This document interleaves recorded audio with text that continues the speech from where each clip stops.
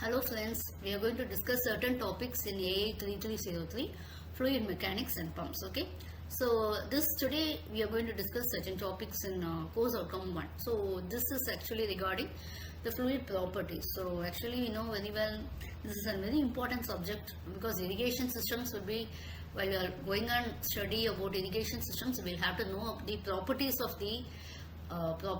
of fluids. Okay, it's very essential for your fertigation when you are designing for fertigation, and when you are determining the water supply, everything else you will have to learn about fluid properties. Now, these are the properties of fluids: density, specific weight, specific volume, specific gravity, kinematic and dynamic viscosity, surface tension, and capillarity. Okay, so we will be continuing these properties of fluids in the next video also. Now we will be seeing certain properties which are very essential. So density of mass density is mass per unit volume. So rho will be equal to mass per volume. So how will be the density actually? You can see that if the temperature is going on increasing, volume of the fluid will also increase, and hence what happens actually, the mass density will decrease. In case of fluids, as the pressure is increasing, what will happen? PV is equal to MRT. So we can say that pressure and volume, they are inversely proportional. Okay, so what happens when your volume is increasing? When your volume is increasing, what happens actually here? When your volume is increasing, your pressure or volume will decrease, and so what happens actually, you cannot have your, and in the case of fluids, the pressure will be increasing and the volume will be decreasing. So mass density will increase. So density of water is 1000 kg per meter cube at a temperature of 4 degrees Celsius. So you can see how it is. This is immiscible fluids, in the sense they don't mix with respect to each other. Honey, corn syrup, your dish soap, water, and again this will be with fruit coloring they have given, so that vegetable oil. Okay. Since the densities are different, they are not mixing with respect to each other. So properties of fluid is weight density, specific weight, which will be equal to weight by volume. So unit will be Newton per meter cube. So with increase in temperature, what will happen? The volume will be increasing, isn't it? It will due to expansion, and specific weight will decrease. So because they are both are inversely proportional to each other, and the volume, that's actually this weight density is specific weight gamma, the unit is Newton per meter cube.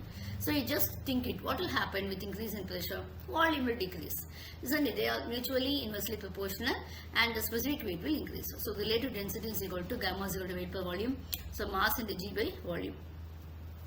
Next one is properties of fluids. So specific gravity or relative density. So it is the ratio of the density of the fluid to the density of standard fluid. So normally when you take it as in your normal constraints, it's this specific gravity has no dimension, because there here also same rho and rho, isn't it? So kilogram meter cube in your numerator and denominator, it will get cancelled. So in case of liquid water 4 degrees centigrade, it is considered as a standard liquid. So standard liquid is water. When you take it from air, we can when you take it as standard gas, we go for air, which will be 1.23 kilogram per meter cube. So specific volume, how it will be? You can see that it will be your reverse. So volume per mass. Okay. Now what happens here? As the temperature is increasing, we know volume will increase. So what will happen? Your specific volume also will be increasing, isn't it? Because it is in the numerator. And as the pressure is increasing, what happens? Volume will decrease and the specific volume will decrease. And next is actually kinematic and dynamic viscosity. So what is meant by viscosity? We have to know, and then we'll have to enter it, because this viscosity will be playing a major role when you're going for coming out with a drainage pump up, when you're going, you're having an irrigation system or canals, you have to pump the liquid out from your unwatered liquid from your field. In the sense, you will have to know what's viscosity, how it is affecting the fluid flow, everything else. Okay, so viscosity is the property of fluid. By virtue of it, the fluid is offering resistance against the flow or shear deformation. So in case of fluids, in case of liquids, what happens? Viscosity is due to the cohesive force between the molecules of adjacent layers. See, for example, if you take it as an oil, the viscosity will be high. Okay, it will not flow very easily.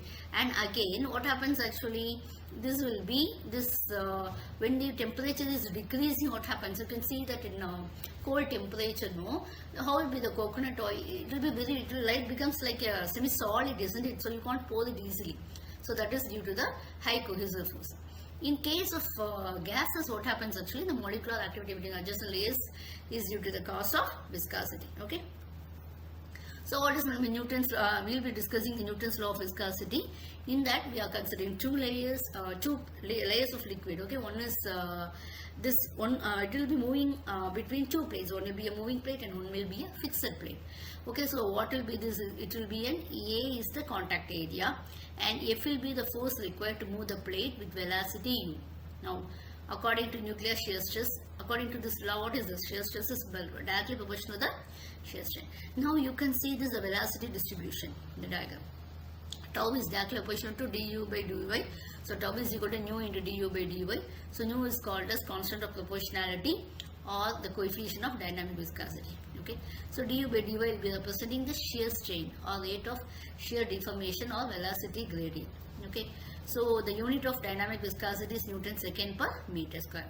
So how you can define this? You can define as a shear stress required to produce the unit rate of shear strain. So that way we can define this viscosity. Okay, kinematic viscosity, what it is? This kinematic viscosity is the ratio between the dynamic viscosity and the density of the fluid. So you can call it as a nu. Okay, nu is equal to mu is actually this nu is equal to mu by rho. Okay, so how it will be actually this units they have just substituted what it is, units of nu divided by units of rho. We are getting in length the square by time. Okay, SI units what it is meter square per second. In CGS you can write in centimeter square per second. This kinematic viscosity in CGS we also call it as stroke. So how will be the relation? 1 stroke is equal to how much? This is actually 1 centimeter per square. 1 centimeter square per second, which is equal to 1 by 100 square or 10 power minus 4 meters square per second. So in the problem, if they are given in stroke, means you will have to convert. This is very, very essential. If you are solving as it is, you will get the wrong answer. Okay, so what will happen when your pressure is increasing on viscosity of fluid? So what is actually the viscosity of liquids is due to the cohesive force between the molecules of adjacent layers. As the temperature is increasing, what happens? The cohesive force will decrease, so the viscosity will decrease. When you take it as gases, it will be reverse. Okay, why? Because there it is not due to cohesive forces, it is because of the molecular activity between the adjacent layers. As the temperature is increased, molecular activity will increase and hence viscosity will increase. Okay, so this I have given the dynamic viscosity and the values for various gases and liquids. You can have a glance over it. Okay, this is actually this again water a different, see actually this I told all you this will vary. So viscosity will be one value for the particular liquid at one temperature. At another temperature the value will be different. That will have to take into consideration. Okay, so next will be a compressivity and bulk modulus. So bulk modulus means it will be the ratio of the compressive stress to the volumetric strain. So it will be providing some information about the resistance of the substance to the uniform pressure. Okay, how it is resisting. And next one is the compressibility will be the reciprocal of bulk modulus of elasticity. You can say that compressibility is equal to 1 by bulk modulus, and bulk modulus is represented as capital K. Okay, so compressibility we know very well. So I am having a piston to explain with you.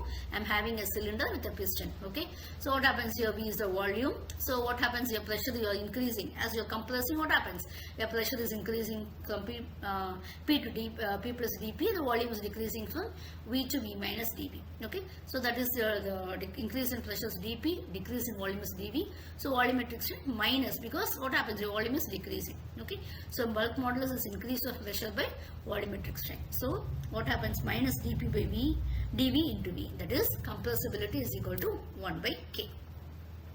This is a summary of various properties what we have discussed till now. Okay, an example also I have given. You can see, you can have a glance over it. Thanks for your patient listening.